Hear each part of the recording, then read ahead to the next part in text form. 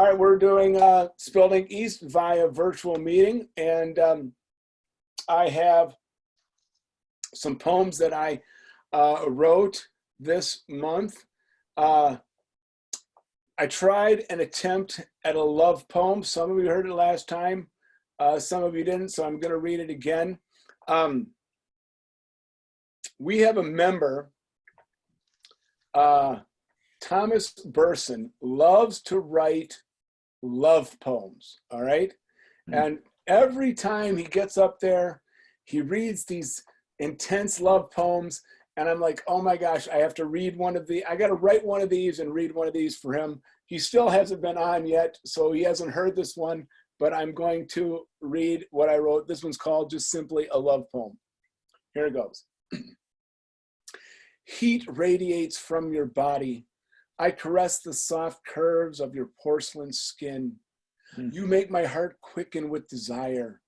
I am mesmerized by the fullness of your body. Your aroma exhilarates my senses. My lips caress your curves eagerly. Anticipation of our ecstasy is unbearable. I embrace you just to feel your touch. I promise to never let you go. I drink in your loveliness and I whisper your name softly. Coffee. That is a love poem inspired by Thomas Burson. All right. Another thing I've been doing online, I did post it on the website. I've never written a play before, but I had a very good time. It was a quarantine bake-off contest. I wrote my first play, just had a good time. They're going to do another one tomorrow night at 5 o'clock. They give you 5 prompts you have to put into a play, and you get 48 hours to write a 10 to 15 page play. And so I'm going to do that again. I really enjoyed it. But James Wagner, he's a big poet, friend of Nick Hale. And he did this. He's been doing this. You write something, then he'll respond to it, or he'll get someone else to respond to it. So the first one he did was this called a Mondo workshop, where you pose a haiku question and somebody will answer it in a haiku response. And basically you get 2 poems written because you have your question, which someone answers, and then you get their question with you, which you will answer. So here was my start. Mine was virtual teaching, sign of the apocalypse or a passing phase. And Sarah Ritter wrote back, it's a phase proving people who still crave knowledge will find ways to learn. That was one. Now her question was this: since I know that someday I will die, then how should I live my life until then? And I responded with, fearlessly I stride, with my chest out and head high, I take on the world. Now, James Wagner has been doing picture prompts. I believe that's called a fraxis. So he throws up a picture and he'll always write the first stanza. So here was the 2 that we created from his. And those of you that know me can obviously tell my response is not the happy-go-lightly. All right, it's this one was called, the picture was a path. I wrote down a desire and it became a vision, a goal. A path materialized and I took my first steps. A dark figure emerged on the path. I stood frozen with fear as his dark hand drew forth. I placed my goal in his palm and wept. But as my goal touched his hand, it slipped through his grasp. Try as he might, he could not hold on to a dream that was not his. The dark figure gestured for me to proceed, his black fingers pointing the way. As I passed, the harbinger whispered, until we meet again, old man. And that was the path. And then we did he did a trilogy, so I tried to follow up, and this was called, his picture was Footprints in the Sand. All right, so he started with, my eyes looking forward at all the places yet to go, overlooking what was behind me and how far I had already traveled. Wiping the sweat from my brow, I ventured forth towards destiny, following her footprints in the desert sand. A harbinger will never give up his prey. But who is the predator and who is the prey? Am I chasing my destiny, or is she chasing me? And is our meeting a foregone conclusion? After months of cat and mouse, we met on a warm summer night. I vowed, she cursed. Our blades brought forth a wonderful cacophony. Alas, it would be our final dance. And that was what I've been writing the last couple days, messing around, having a good time. So I hope you enjoyed it. Now, I just thought we'll do it as, I'll just go in my order of on my screen. So we'll start with Lesley Tyson. I feel like I'm the magical, oh my gosh, what was the show called? Since there's 9 of us. Oops, I got a couple more to admit. Messed that up. The Brady Bunch. Yep, the Brady Bunch. That's totally what it is. All right. And let me go.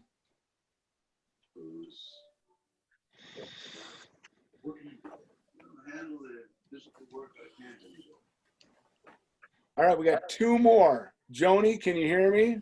I can hear you. Can you hear me? Yes, good, good. And then there's Cathy, and I don't have an unmute button. I wonder why. Cathy, are you in? I wonder if Cathy Hailey.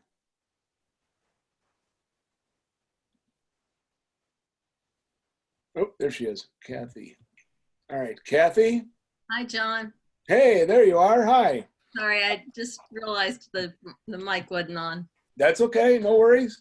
I already went. I was just saying I feel like it's definitely the Brady Bunch because I have all the gallery view that I like. So I'm just going to say we're going to continue.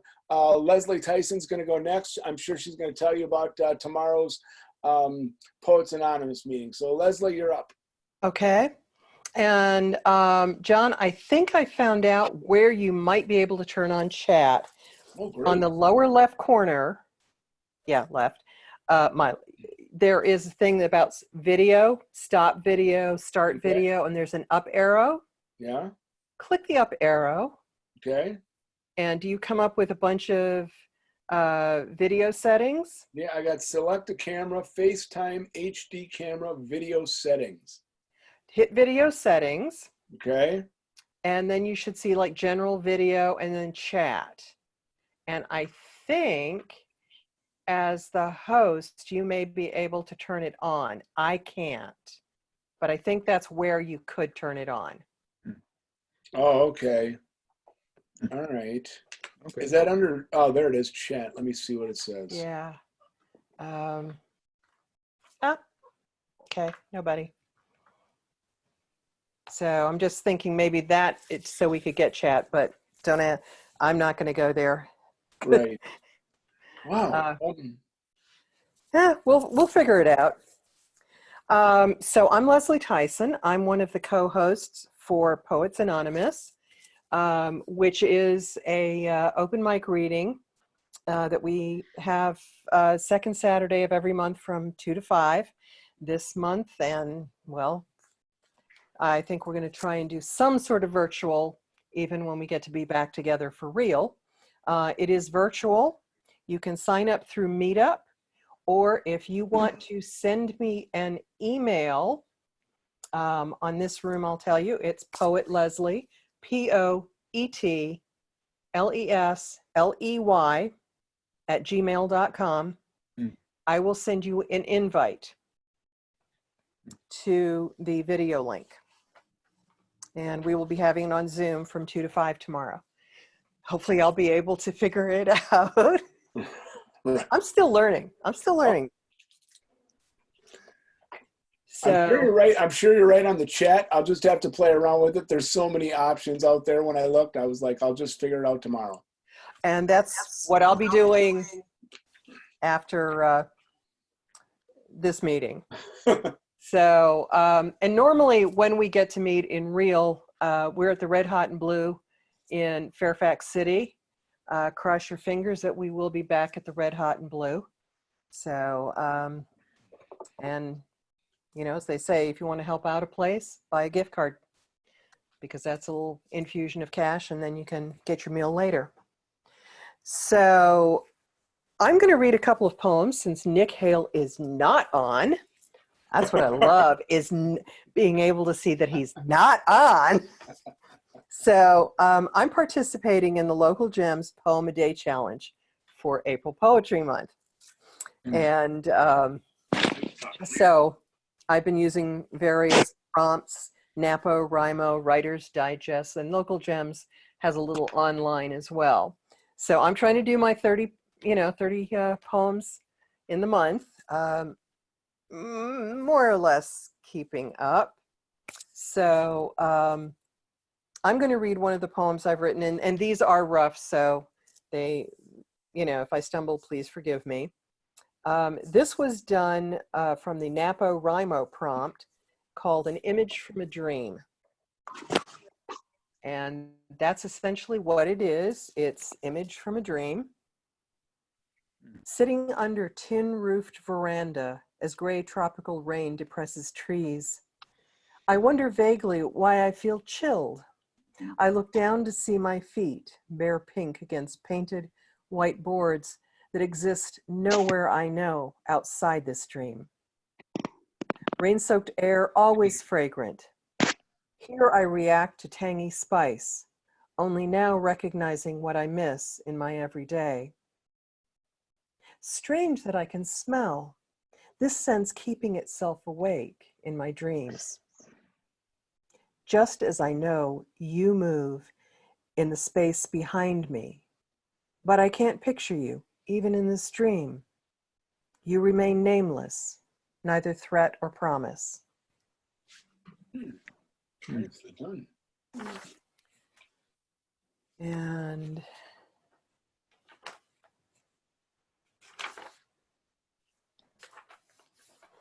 so I've been, this is an ode in a way, a perverse ode to my cat, who is at the moment sitting quietly at my feet.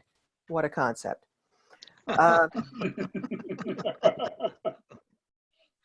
If you hear thumps behind me, it's probably Gotthardt. So this is where this comes from. Ode to a Broken Glass. The weight of liquid ensured your destruction, falling from table to carpet. Was it water or tea, becoming invisible wet spot, disguising all but the largest pieces? They threatened but did no harm, except as poorly worded signs pointing to sharp chips buried deep in fibers, too neutral to reveal injury. Even after deep Dyson suction, I know tiny crystals of you remain hiding, inarticulate, unable to explain. Unable to explain useless release, leading to your dissolution. These words you could not comprehend, creating paralysis that dies of thirst, waiting for your hidden reminder to bleed.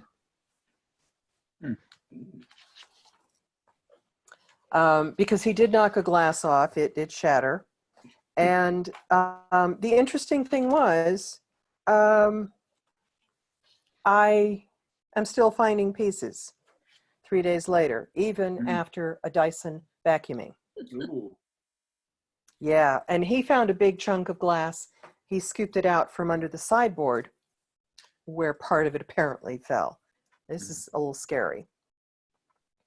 And this final one is, one of the prompts that they're using is called to do a heinaku, which is a type of haiku, but it's based on words per line versus syllables. And this is connecting to a box I found recently. Box, side softening, under the weight. Stories in faded photographs turning sepia. I recognize parents in younger versions, dressed in fine, clothes specially chosen. Not traditional style, no white wedding. Mother, picture hat, double duty black. Father, pocket carnation, best suit new. Surrounded by faces, only some known, in handed down stories, too many anonymous. Reverse side, blank. Hints only overheard, in anniversary reminisces, nothing written down. Leaves me wondering about parallel stories. All right, thank you, Lesley. Welcome. I'm just Daniel Wanamaker. He's the next one on my row. So Daniel Wanamaker, you're up. I'm sorry, I didn't write anything, but I have been working on a book about John Kennedy and his family. Oh, yeah. And I'm also looking for people who actually went to the funeral. I attended the funeral, and so I'm looking for people who went there. So if you know of somebody, please give me their name. But I have a sort of a word of warning. I've been working on the book, and I went to a friend's house in Arlington, and they always pretty much leave their house unlocked. And I told them I was coming, and they said fine. Was waiting for them. I had to run over to another a townhouse that I own, and I had my most of my files on a flash drive. And I thought, you know, they leave their house unopened. What's the most valuable thing I have? And the answer is not my computer. It's that flash drive. So I put it in my pocket. I got in the car with another guy, and we drove over and knocked on the tenant's door. Nobody was there. Came back in, got in the car, went back, talked to my friends, went home. No flash drive. So I looked underneath the car and, you know, under the seat and in my house, and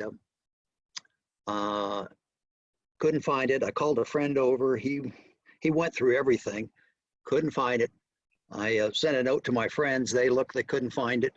And then I happened to think, well, maybe I somehow lost it when I went into this, over to this townhouse. And so I sent the tenants a note, and they said, it was like at 9 o'clock at night, and they're a group of young guys. And they said, well, we'll go outside. So they went outside with flashlights, couldn't find it. And then on the next day, I thought, well, gee, I didn't give real detailed directions of where it might have gone. So I gave very detailed directions. And the first time I said, well, I'll give you $100 off your rent. Okay. And then I said, you know, I really want this thing. So when I sent the second note, I said, I'll give you $1,000 off your rent, because I knew that would motivate someone. And sure enough, if they found it, and sure enough, they did, but it had been run over by a car. And it was not the only flash drive I had, but had the up-to-date information. And so I now know where you can go to try to find stuff. And there actually are a couple of businesses here locally that attempt to find information that has been somehow lost. And the interesting thing about it was, for the flash drive, they wanted somewhere between $400 and $800. Oh, And wow. well, at this point, it wasn't that's not that much money. But what they did say is, if we will give you a list of what we found, the file names, and if you don't want it, you don't have to pay for it. So they tried that, and they found 7,000 files, but they could not recover 9,000 files. So the message is, wording, back up your stuff. Back up your stuff. Yep, Sure. I hear it. Good message. Very good message. Thank you, That's when Daniel. thank you. I'm putting it now on the Facebook page that I have. Daniel Wanamaker is writing a book on Kennedy. Should I say, if you attended his the funeral, he'd like to talk to you. Yeah, thank you. Okay, you got it. All right, Katherine Gotthardt, you're next on my row. So here you go. I'm next on the row. So I'm Katherine, and I know some of you know that I'm the president of Right by the Rails, and we are a writers group that's for Prince William County, Manassas Park, If you're vaguely affiliated with any of those, and I mean, like, you know, if you volunteer in any of those or work or live, then you're qualified to be a member, or you're just welcome to be a guest. But we do have a meeting tomorrow morning at 10:30. It is going to be a critique. And John was very kind to let us use his Zoom account. So if you want to get a link, you can email me, and I am at, what am I at? I'll give you the Right by the Rails because I can't remember which address to give you. Do Right by the Rails. It's WRITEBYTHERAILS @gmail.com. And I'll send you the link and get you set up for tomorrow morning at 10:30. And we're looking for readings like about 5 minutes long, PG-13 or below. And then we'll have a group on there to give you some feedback on it.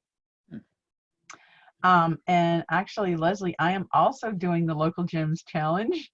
So I'm going to read one of my quote unquote love poems. I don't really write love poems, so here we go. And this is called Discussion Topic. You told me once, maybe 2 decades ago, in this same space by the window, coffee in hand, face mocking serious, true love endures beyond the grave. Except now I am old enough to ask sincerely, what if there is no grave? Don't look at me funny.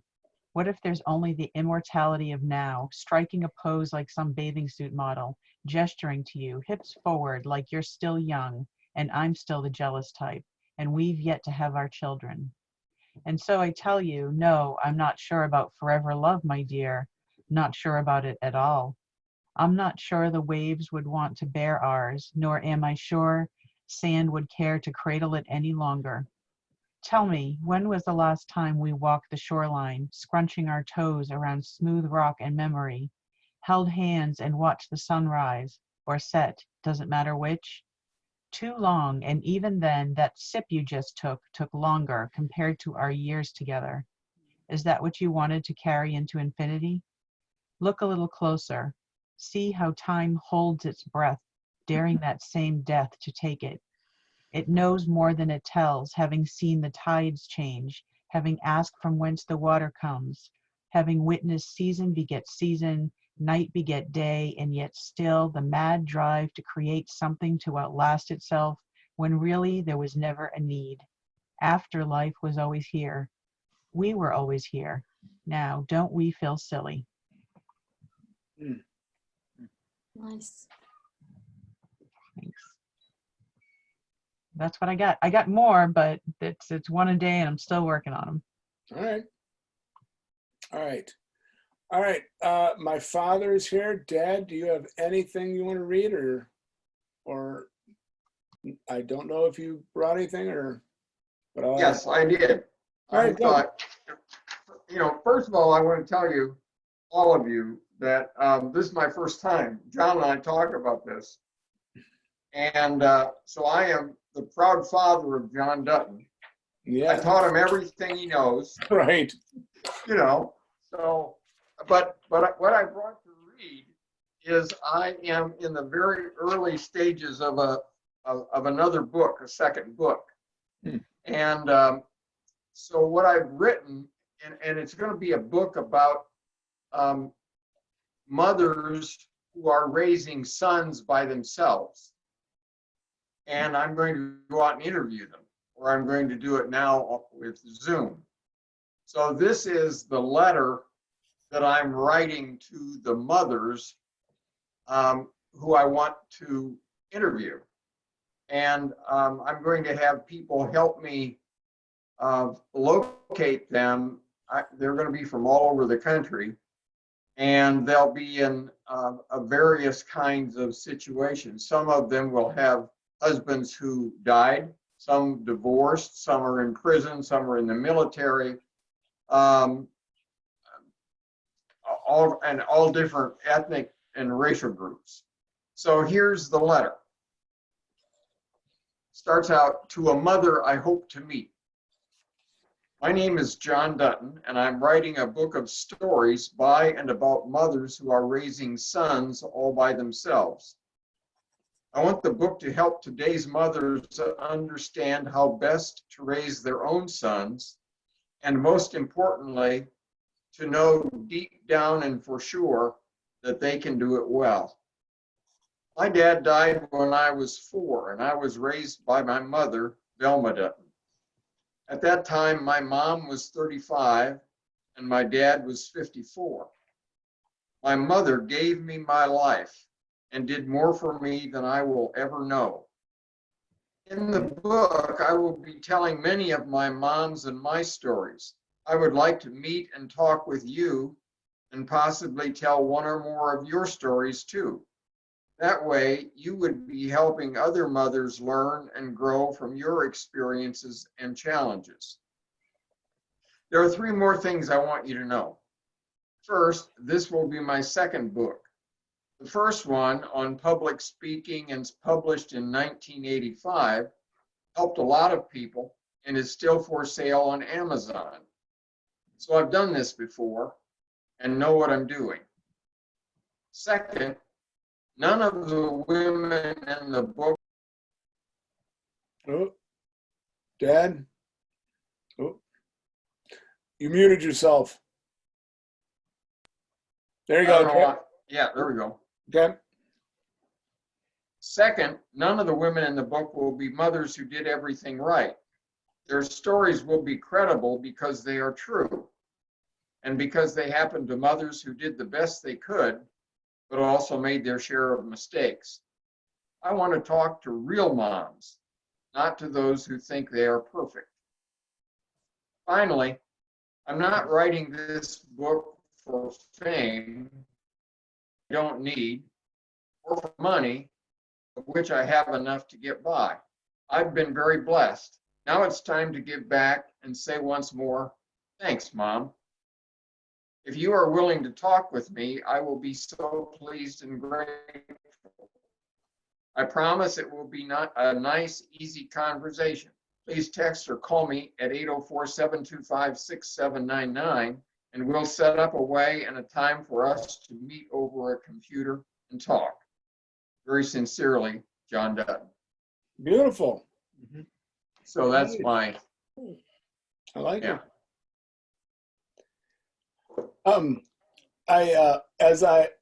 As you were reading that, I was thinking, everybody that knows that Spelled Ink is I have a very detailed account. And the one thing why I was so disappointed that I couldn't find the chat tonight is I was just jotting down everyone who's here, and then I like to also put down what they read. So I'm going to put a pitch out to you. Whatever you read tonight, send me the title either in an email or on Facebook so that I keep a record of it. All right? The reason I thought of that right away, I was like, oh, Dad, yours is easy. You know, cover letter to mothers. But all the other ones, I was like, I don't have that record. So I'm putting out that pitch. Before you leave tonight, send me an email with you or on Facebook. Tell me what you read, okay? Dad, nice job being a first timer. So we love first timers. You did a great job, and I'm glad you're here. So yeah. Good job. Sounded great too. All right, moving along. I have Lucy Coons. Lucy Coons is going to. She likes to fool me because it says Jeremy Coons on her little blurb, but I know it's Lucy, so I just want to let sure everybody, Lucy Coons. Take it away, Lucy. Okay, first I have to warn you, I timed this, and this is 9 minutes, so I apologize. Number 2, I put this aside a year ago. When I was rereading it today, I realized there are some things that I'm not pleased with it. But I just want to set it up. This is the 4th chapter, and it's called Fried Pie. And this is, the characters are my grandmother, who is 23 or 24 at the time, her brother, and she's married, her younger brother, who is 18 and in the Navy, it's World War II, and they're on a train, and the father, who had been sent away as a child for murder, is on the train with them, and they see him. And they don't have a good relationship with him. So ideally, you will be able to see the rise in tension. You'll see the conflict, and then at the end, you'll see a resolution of this, I hope. So basically, I need to know if you can envision this. You've not met these characters before. Also, just to sort of get their personalities, this adult, Omi, she's kind of like Dolly Parton, except not so flashy. She's very earthy. And her father is a educated businessman who speaks French. So you've got two very conflicting styles there. Okay, fried pie. My eyes traveled from the black shoes, up the charcoal wool trousers, up the matching vest and suit coat, up the burgundy tie, and landed on my father's face. Papa hadn't seen us. He was scooting past a lady who, in her heels, was taller than he was, most probably taller in her stocking feet as well. It had been 10 years since we'd seen him, but some things hadn't changed. I recognized the Brill cream now on gray hair, each strand, immovable and polished. Luckily, I had a copy of Movie Story magazine, which I opened and lifted up past my nose. On the cover was Betty Grable, peering coyly over her shoulder while wearing a yellow swimsuit. It was an eye-catching image, but hopefully one Papa wouldn't linger on, and he didn't, as far as I could tell. Jimmy and I were sitting side by side on the Norfolk and Western's Pocahontas. We were finding the passenger train trip pleasant until we saw Papa and smelled the Prince Albert tobacco. Papa had his pipe, and its smoke meandered and insinuated itself throughout the coach car. I wondered, does anyone know this is the smoke of a murderer? Of a man who shot more than one person dead on more than one occasion? That a murderer is right here? Then I realized they wouldn't care. These folks had their own concerns. A sense of purpose and anticipation hovered around them.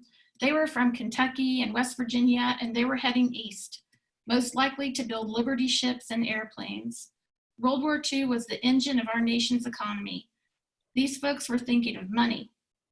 President Roosevelt had pulled America out of the greatest economic depression the country had ever known, and nothing would intrude upon their dreams of prosperity, not even a murderer. And there he was, Papa, beside us. Omi, Jimmy, our eyes lifted cautiously, landing on his face. Looking for anything to do but speak to this man, I clicked open my cigarette case. I offered Jimmy a lucky strike. He shook his head no, but he did like my cigarette. His speckled black Zippo had a tall flame. The tobacco hissed, and I inhaled. Papa spoke again. What are you two doing here? I'm taking Jimmy back to Norfolk. He saw Mama. I should have told you he was on home leave, but I thought you knew. I thought everyone knew. I took a draw on the cigarette, holding it Clara Bow style, my thumb and forefinger forming a circle. Omi, there's no need to lie. Papa shifted his weight, resting his hand on his hip. I know you children don't want to see me, and I wouldn't expect you to. Well, why do you say that? We haven't seen you in such a long time. No, I'm just stating fact. Your mother turned you against me. There are two sides to every story. Someday, you'll hear mine. As I watched him talk, I realized I'd forgotten the familiar shape of his teeth, the ovals and rectangles his mouth formed as he enunciated his words, each syllable clear, precise. I met his eyes. Well, I bet you can't remember the last time you saw us. Papa leaned over to hear me better. I forced my voice louder. When did you last see us? He lifted his chin. I know it's been a long time. He looked out the large window. His eyes tracked the tall yellow pines growing beyond the railroad's right-of-way. Papa turned his face to me. How was Brother Jack? Jack was selected for officer candidate school. Papa didn't blink and his chin dropped, but no words came out of his open mouth. He passed the intelligence and academic exams, I added. He's taking the same naval officer courses the college boys take, and then he goes for training. Papa bit his lip and nodded. I'm real proud of him. Tell him his papa is pleased. I'm sure he's making his mother proud too. Oh, she is. Mama said finally there's going to be a gentleman in the family.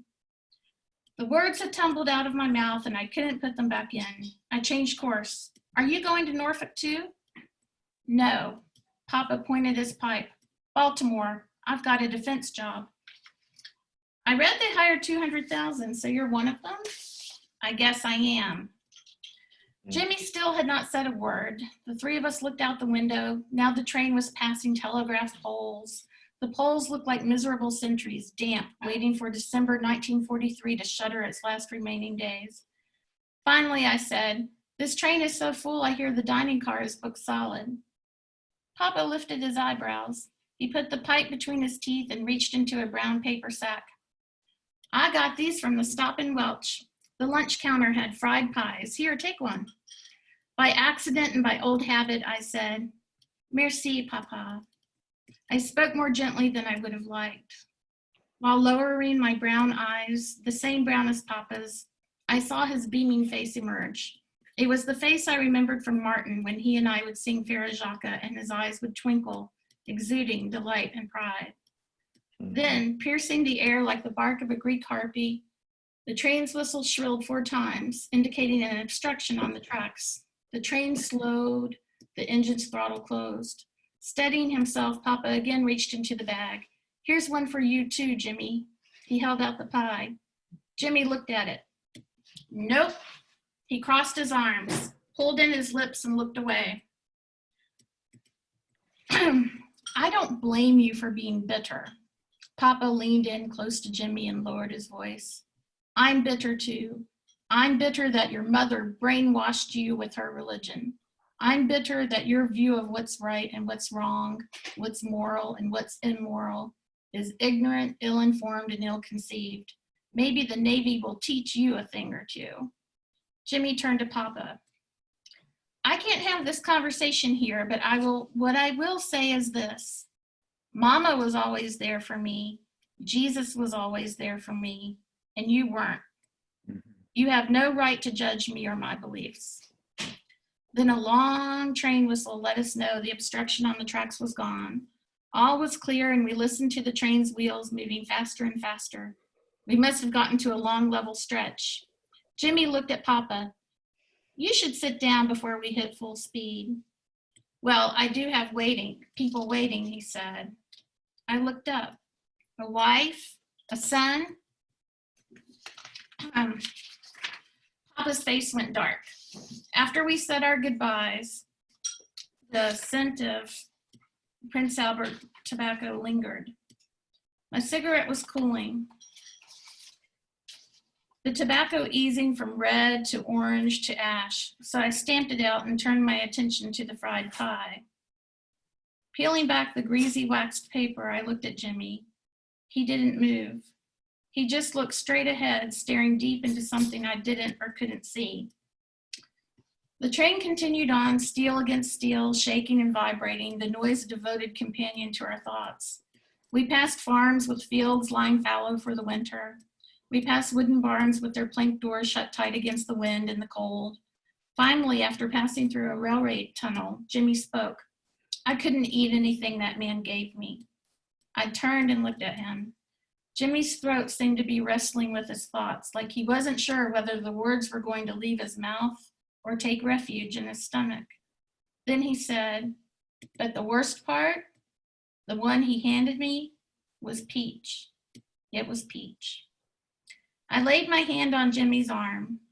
The Navy had changed the color of their uniforms from khaki to slate gray, and his new shirt felt crisp under my fingertips. But my fingers were smooth, not calloused like as a child and grassy, and Jimmy's arm was sturdy and no longer bone thin. Like a midshipman's silent drill, my soul did a pivot, and I realized my brother was now a man. He no longer needed my protection.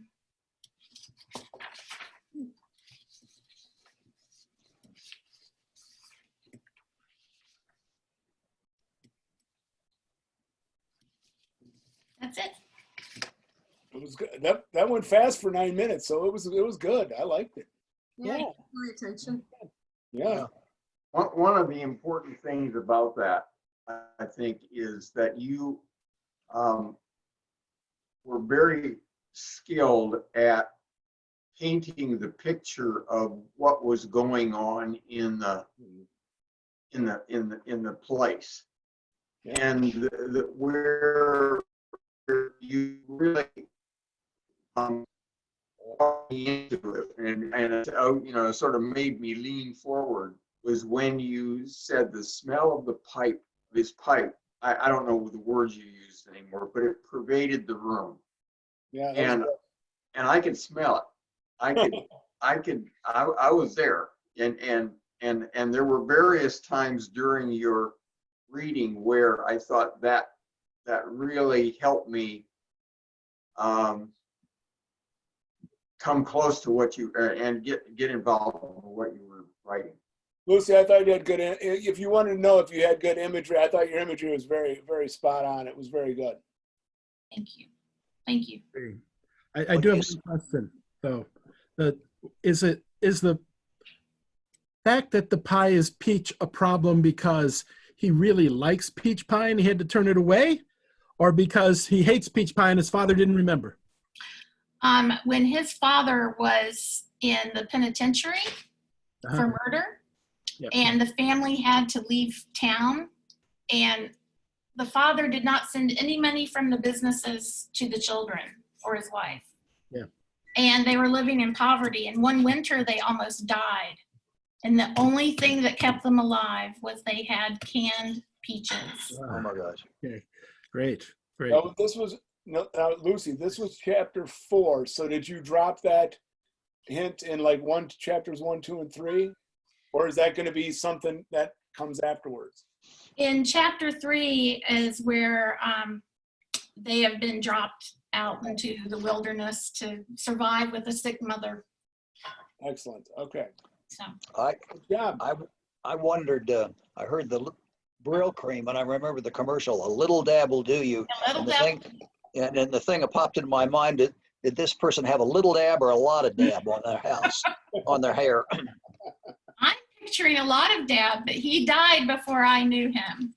But I will say that I had to use the Smithsonian, Norfolk and Western, all of these resources. I looked at advertisements from the time period. I looked for the actual, I know my grandmother loved movie magazines.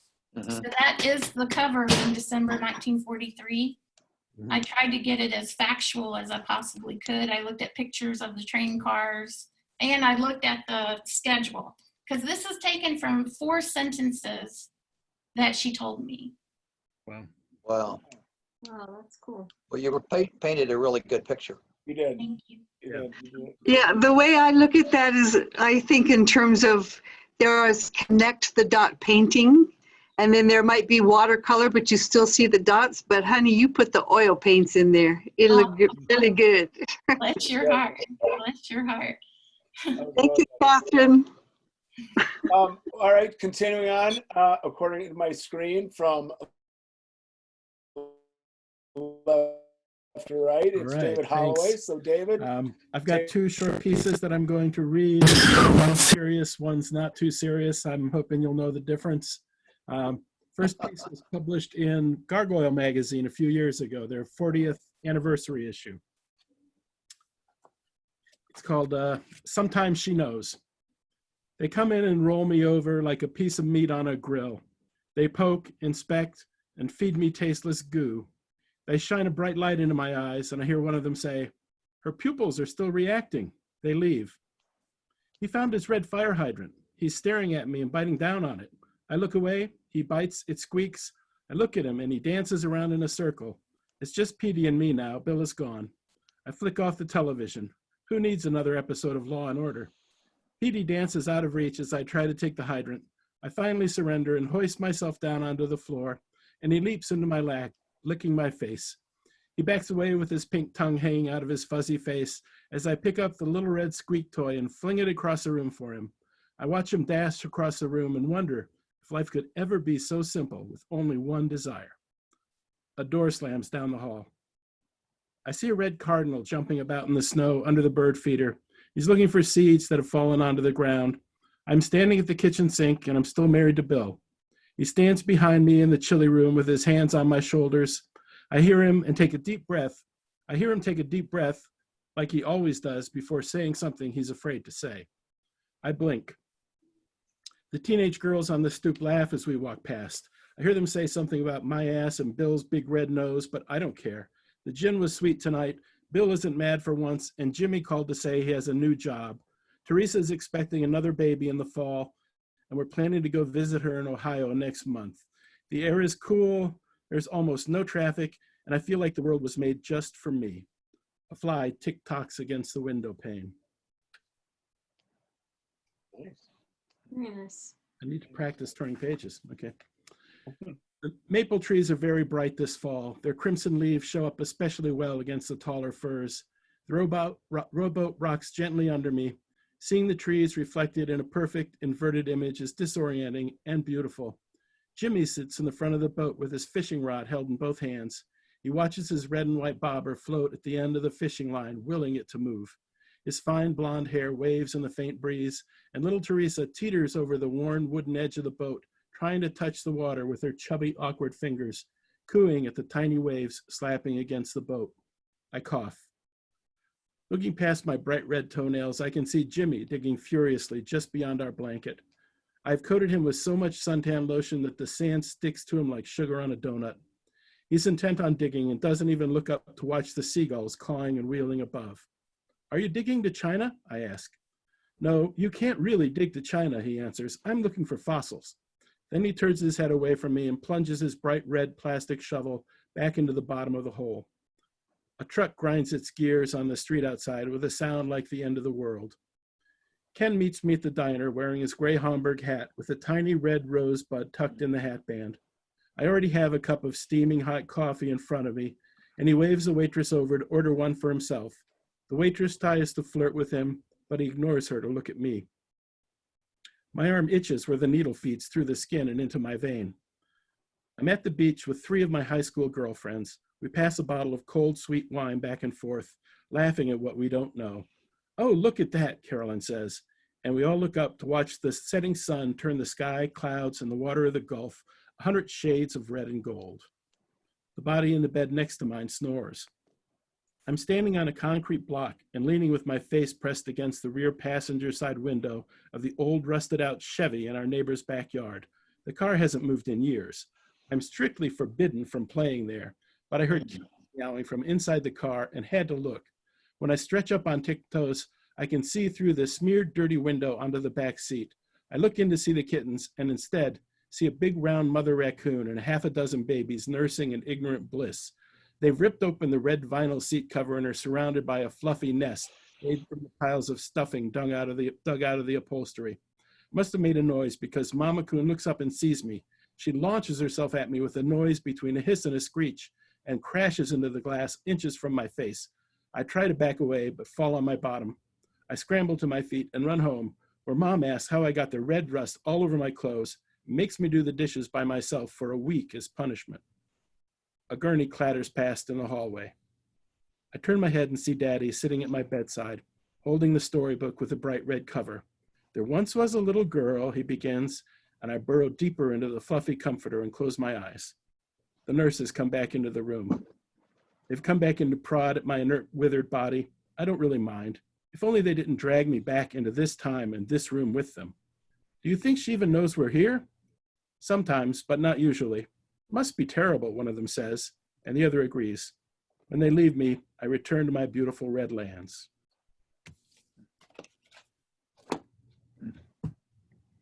Well, that was number 1. Second one, a little lighter. It's called Primary Canine. I found my dog's resume on LinkedIn. It's read Dorothy.Leonard, address, house with the sycamore in the front yard. Key skills and levels of mastery: sniffing, advanced; slobbering, moderate; wagging, expert; whining, barking, and howling, advanced; waiting at the door for Leonard humans, advanced; receiving and delivering affection, expert; Work experience, Leonard Firm, 2015 to the present. Title, Top Dog / Primary Canine. Roles include Squirrel Patrol, Sniffer-in-Chief, and Lead Morale Officer. Principal accomplishments, decreased squirrel presence in backyard by 25%, increased morale at Leonard Firm by 37%, fully trained entire Leonard Firm on ear scratching, throwing balls for fetch, and saying, "Who's a good girl?" Education, Einstein Puppy Academy, won best in class for stay. Looking for a new position that would allow me to grow and flourish into full caninehood. A company that really understands the bark obedience balance. Corporation that rewards excellence with high-grade kibble and additional belly rubs. When Dot came slobbering up to me and put her head on my knee as I sat in the Easy Boy recliner, I burst into tears. "Oh, Dot, please don't go. We had no idea you were unhappy. We'll give you more attention, better belly rubs. We'll let you off leash to chase squirrels. We can add a midday walk on weekends, more visits to the dog park. And finally, I'm willing to allow you to beg for scraps at the dinner table." By the time I finished, her tail was wagging like the rotor on a helicopter. I hugged her and she snuffled and licked my ears. I laughed, crisis averted. At least until she wonders why I was looking at dogs' resumes on LinkedIn. Really funny. Nice. Nicely done, David. I love it. Yes. All right. Cathy, Hailey, you're next if you have anything. Okay, I'll read this poem I wrote today. Just before I got on here, I was finishing it up. So, and this is part of something that I'm doing also for Poetry Month. Katherine, it's the one from the PSV sharing group. And it's an unusual prompt list because all the prompts are one word. And so it's freeing and also challenging, I think, because there's so many different ways to go. And I often spend half my day trying to figure out which direction I'm going to start with. But anyway, this one is called, the prompt was school, and this is called School Abroad. On my father's 20th birthday, June 22nd, 1942, President Roosevelt gave the gift of education to millions when the GI Bill became a law. After World War II, my father moved to Paris, where he lived in the Latin Quarter above a bakery, waking mornings to fresh croissants and café au lait. He enrolled at the Sorbonne, where he might have encountered Ferlinghetti, then a painter before poetry brought him fame. He rarely talked about what he studied, but he loved to talk about his travels to his mother's Greek birthplace, Athens, and his uncle's home in Alexandria, Egypt.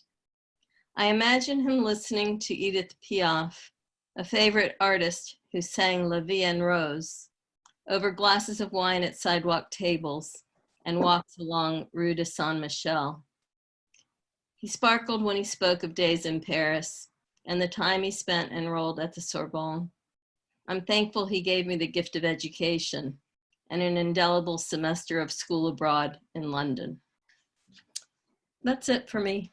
Nice. Thanks. Thank you. All right. Next, Nancy Wyatt. Nancy? Hi, I apologize. The link that you sent me never arrived. Oh. So, yeah, and so I sent Catherine a message and just happened to be on by the time she finally saw it, by which time I had already unloaded all the things I was going to read. So I'm afraid to go try to retrieve them because I might lose you. This is the first time I've been able to attend, and so I'm just going to enjoy you. And David, I don't think you heard me because I think I was muted, but I am your new fan. I love that. I love my dog one too. So thank you guys for letting me in, even though I was late. No worries. Thank you for stopping. Thank you for coming here tonight. All right, next, Megan McDonald. Megan. Oh. You there, Tess? Okay, hold on 1 minute. Oh, you're good. I hear you. Okay, so you can't have the information on this if it's going to be one I'm going to enter for the challenge. So I am reading one from this month. It's called Whitetail Canyon. Hold on 1 minute. I just need to bring it over.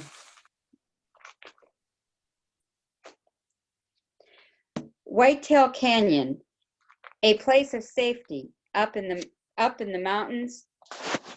Oops. A ridge, a dip, water and dryness. Standing water captured by the mountain, drip by drip, filling tank, canyon, mountain island, a different kind of oasis. Sorry, to lift you higher, a room with a view, a place where at night. Sorry, my cat's stolen my mouse. I'm gonna have to put that in a poem. Hold on 1 second. We're cat challenged. Yeah, no, sorry.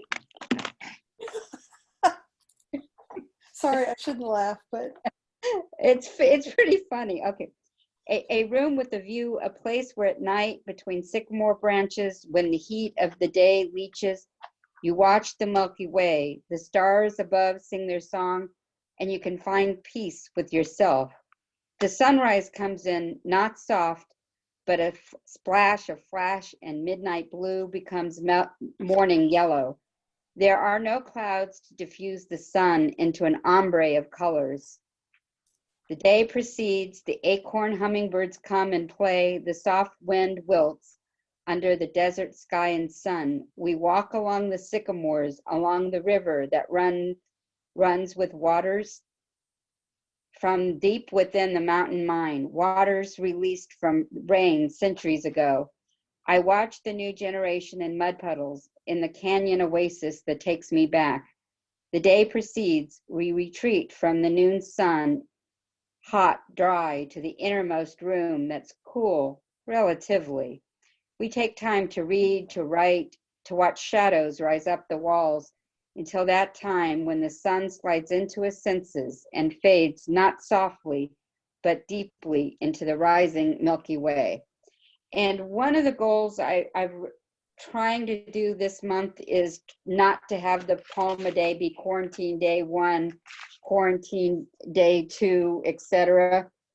But my one exception is my brother-in-law told me a story about my sister who passed away a couple years ago, and they wanted Tucson Public Health and Raytheon wanted to thank the McDonald family, because when H1N1 came out, my sister wrote a pandemic, what to do for a pandemic, and both Pima County, which is Tucson, and Raytheon pulled out that report, and it's the template for the Arizona's response. And I just thought that was impressive. So some of the poems I'm going to write are for my sister. And so that's what I've written for today. I believe that maybe your cat and David's dog need to have and she's fine. He's fine until I start to speak. But I mean, he was like grabbing. I have one of these last mouse. I left my mouse at work, and I'm cheating because I pulled up the poem on my my work laptop, so I would have it fully visible. And of course, it's got this retractable mouse, and he's like pulling it away from the laptop. Well, it was enjoyable. So thank you, Megan. We appreciate it. Yeah.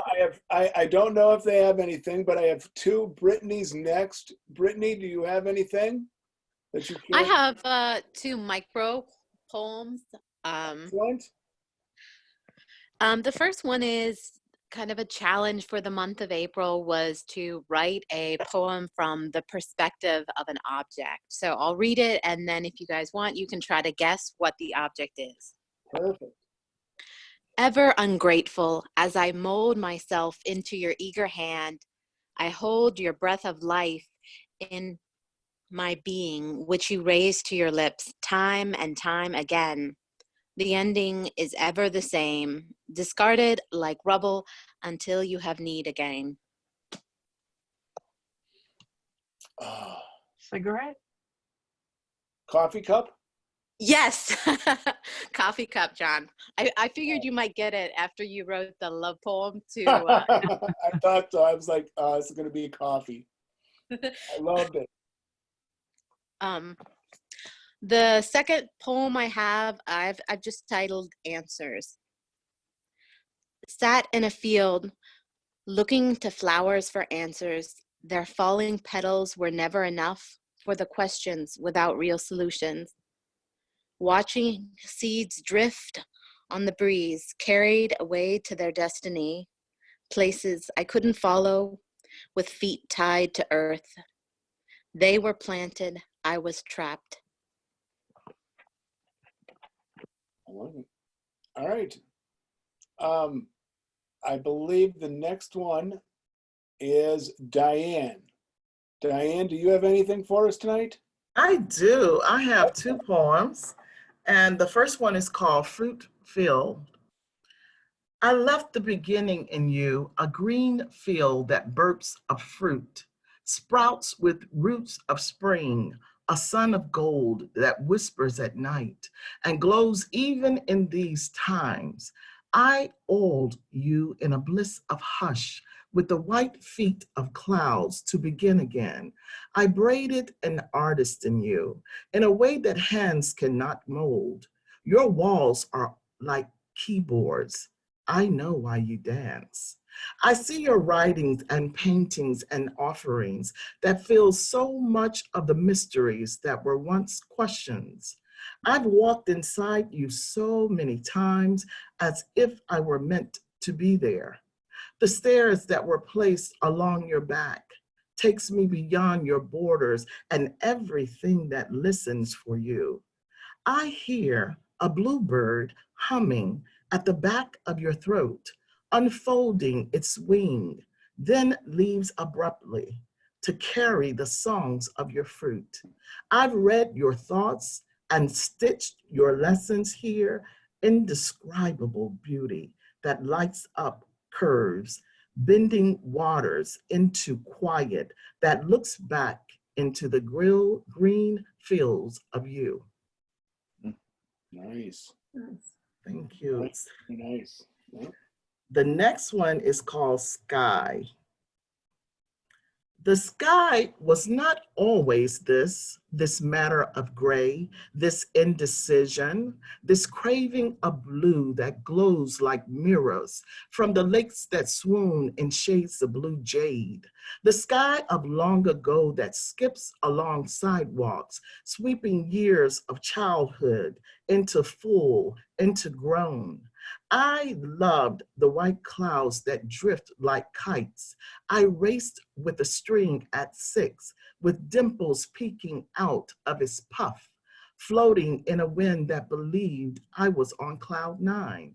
The sky was not always this matter of gray, this indecision, this craving of blue that glows like mirrors from the lakes that swoon in shades of blue jade. Always watching, as hopeful as a mother's eye, as proud as the stems that carries the petals of a walking bloom, and a kiss that leans in from sunlight against its wide, its blue, blue sky. You have always been there, even in the old marchings of my past, marriages of fate propped up against a blue moon. You open up your Biloxi, Mississippi sky like a father's arm with the shine of a star that still loves me, like the lakes that swoon in shades of blue jade. Thank you. Nice. Very nice. I love when you described that indecisive gray sky. Yes. Oh, Thank I like you. awesome. I like the colors. Even in the last poem, I like the colors, and I love the onomatopoeia in the last poem too. Thank you. I want to make sure we do have the website, spilledink.va.com. I'll add some more announcements. I do have the Prince William County Poet Laureate information. I'll be doing putting that up there. We have the Arts Alive, September 13th has been announced. I'll put that up. on there. Tomorrow, Lesley has a event, Poets Anonymous. If anybody is interested, send her an email or on Facebook, and or put it on the Spilding Facebook page to get a hold of her, so you can join that. Katherine Gotthardt has her Right by the Rails meeting tomorrow morning at 10:30. So same with that. If you did not get any of her information and you want to join that meeting tomorrow, please send her a message on Facebook. That's great. My last one was, please, so I have a record of who attended.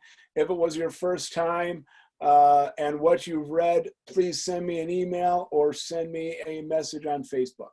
But I think this was very well, went very well tonight. I was very impressed. The sound quality was good.